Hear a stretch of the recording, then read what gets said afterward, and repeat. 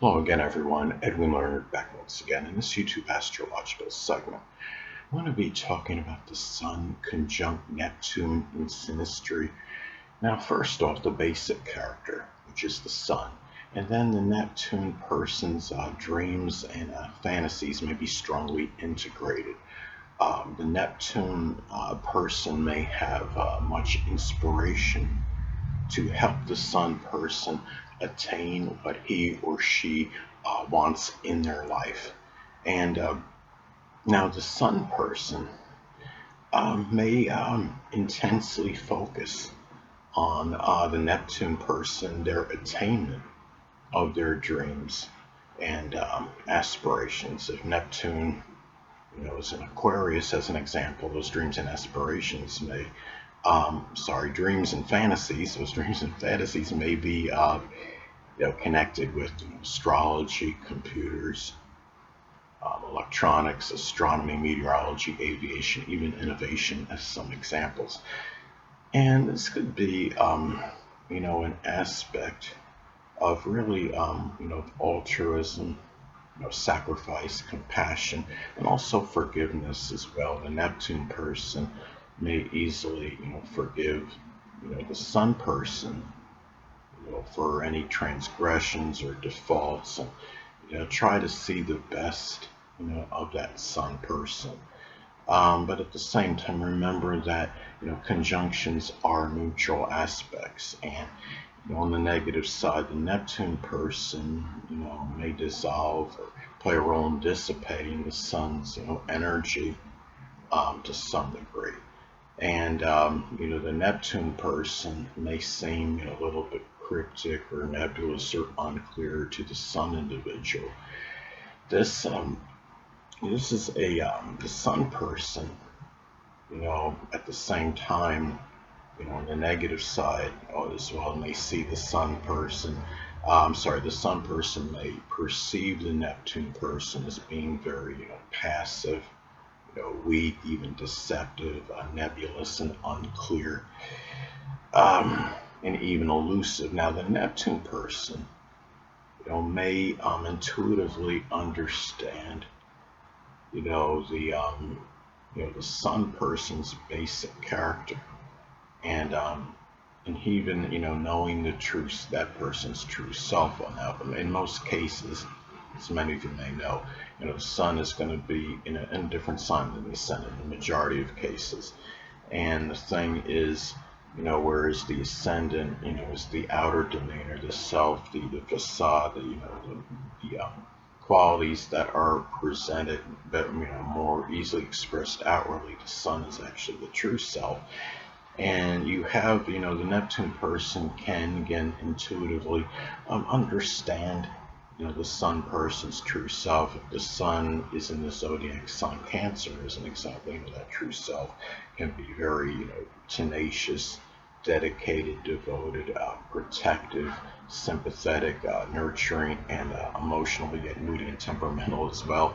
Um, the thing too is the Sun person, needs to guard, I would say, against, maybe dominating, the Neptune person's existence. The Sun is connected with dominance, and, the Neptune, person, may, if this happens where if the Sun person ever starts to smother the Neptune person instinctively may retreat and escape and go into their isolation mode. So it's important for the Sun person to remember that the Neptune person will need time to isolate, to have their time by themselves for solitude and seclusion. Now the thing too is the Sun you know person may be drawn to the Neptune persons. It could be like a mysterious, mystical, ethereal quality that's connected with the Neptune person. Neptune is also connected with the metaphysical, which includes astrology. So the Sun person, if the Neptune person is connected with the metaphysical, the Sun person may be drawn to the Neptune person for that reason, and maybe even absorb that information connected with the metaphysical that's of the Neptune person, I would say. And so this could also be the person too is not to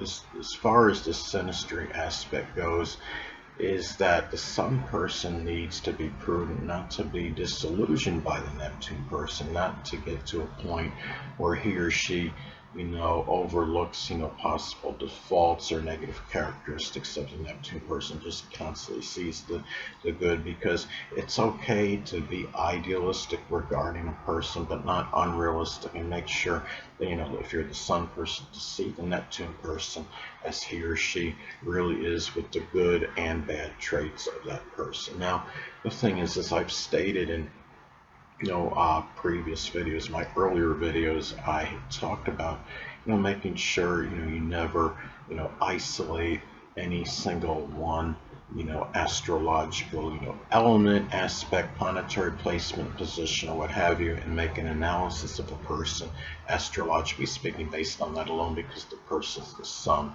of all their components in their natal chart, and not just one. And this applies with synastry aspects, because one good aspect, bad aspect doesn't make a relationship. I mean, most synastry charts are going to have a plethora of aspects in them, and it's important to just look at the whole picture. You got, in this case, the Sun conjunct Neptune, can be, the Sun person again may, overlook, certain defaults or transgressions of the Neptune person.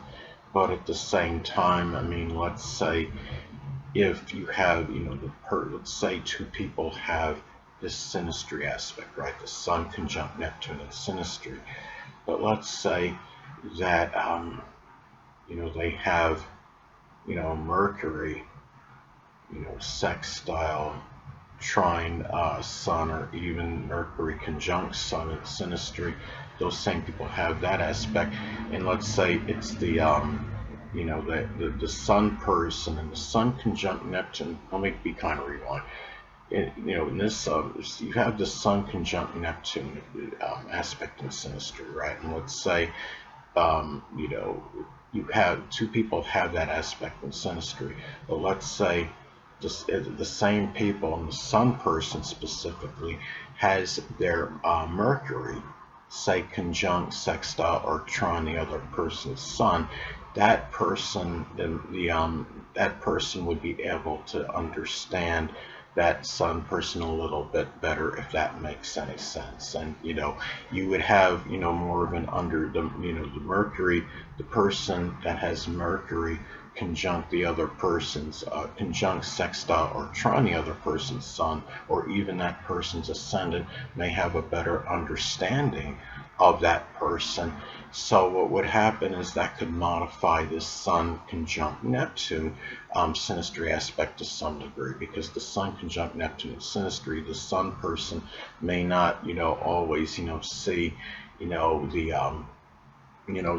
Neptune person for he or she actually is. But if you have Mercury conjunct, sextile, or trine the ascendant or Sun in synastry, that Sun person may understand that other person's character a little bit better, and that could offset this synastry aspect to some degree. So the thing about this is, you can also, as far as this synastry aspect goes as well, I mean, again, you do have to make sure you're looking at all the aspects in the chart, to make sure you have an understanding of the relationship that exists between person A and person B. So anyway, people, that'll conclude this YouTube astrological segment. Until next time, Edwin Learnard saying stay well.